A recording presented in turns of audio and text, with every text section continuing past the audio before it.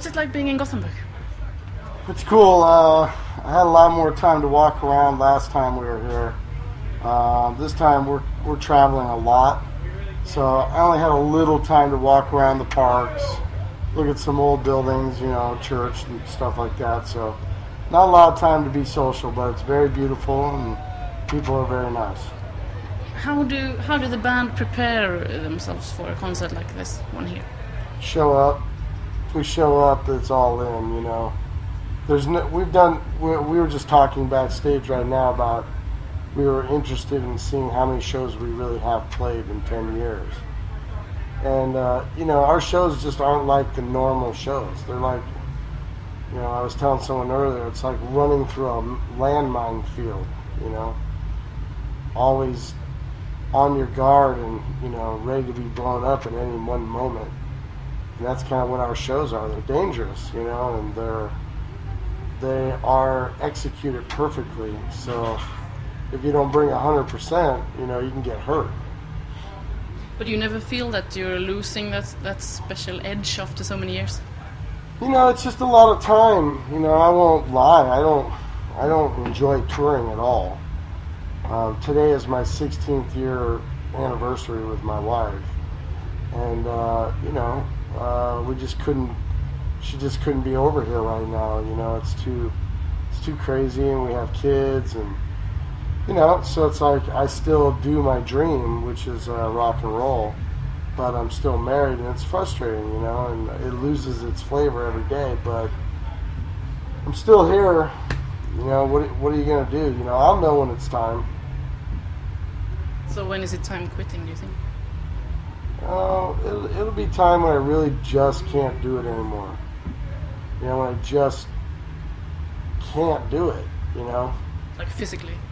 It could be physical. Some days like right now I'm not in the best shape, and it's like, you get yourself in holes like that, you got on an album cycle and you can get yourself in really good shape and prepared, but then, you can have just too much time off and, it's just, it's a crazy cycle to tour, so I don't know.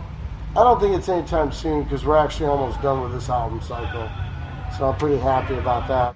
You wear masks to not draw attention from your music. Can you explain that? Well, it's just simple, I'm just the kind of person that's going to be heard. I'm the kind of person that thinks he needs to be heard, but I'm also the same kind of person that gets embarrassed, very simple. And this kind of attention to oneself isn't really a way of life for me my whole life. I'm an only child. I'm kind of a recluse. I'm very private, very humble, very shy. So for me, it's like, this is exactly how I feel right now. So it's like, you can deal with this. This is the overall emotion of what's going on, but I can still hide. And but you look quite happy now then. Well, I probably am. But the real me can just do what I have to do behind this. I don't have to share that pain or that love with you. I can have that for myself. It's very important. And, the masks just really explain the feeling. And, they really just hide our faces, And it's a good thing because we get to, it's really part of our art, giving that much, sacrificing, something for you to understand and keeping it for ourselves. That goes hand in hand with making Slipknot music. Do you think other artists worry too much about their looks? God, there are so many bands that suck right now that depend on their look that just, you know who they are. No one needs to put up a front like you don't know. Even those bands know. They're fillers. It's like we're losing people like Michael Jackson, but we're gaining like dozens of shitty bands. They'll be here today and gone tomorrow, So it's difficult. I definitely think there's too much emphasis on oneself in this business. I think you can be unhealthy, to women, to men, to relationships, to all of it. When you give these kind of emphasis on ego, and personal looks, you know, it can really be damaging to what we are as human, and what we are is not perfect, you know, and I'm going to keep my real self to myself, you know. Michael Jackson just passed away. It's difficult to speak about music today without mentioning it. What are your thoughts about that? Well, what can you say, you know? I mean, he's a legend, and he'll be missed, and, you know, he's Michael fucking Jackson. I mean, what do you want, you know? But what a bizarre life he had, you know? Who can even imagine the way he grew up and what he lived? He owns half the rights to the Beatles songs. You know, I mean, he's a bizarro world, so hopefully he wasn't in too much pain when he passed, you know. So, but, you know, he'll be missed, and his talent, you know, he's one of the last greats, you know, the real greats, so, you know, sucks. Do you think he was an inspiration in any way? Oh, yeah, of course, 100%. I want to say one of the first songs I learned how to play on my drum set was Beat It, you know, so it's like, good music is good music, you know, and he could sing, and not only that, but he could perform. So, you know, he was a great, great artist, and he was definitely an inspiration. Where do you find the inspiration for your music?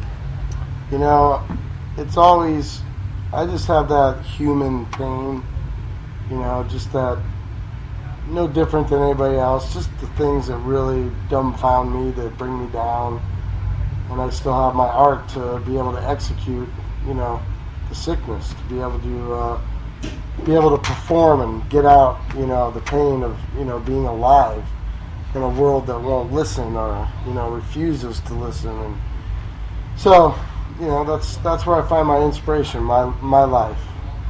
Okay, one last question. Speaking about resting and taking it easy, will you have any time off this summer to spend with your family?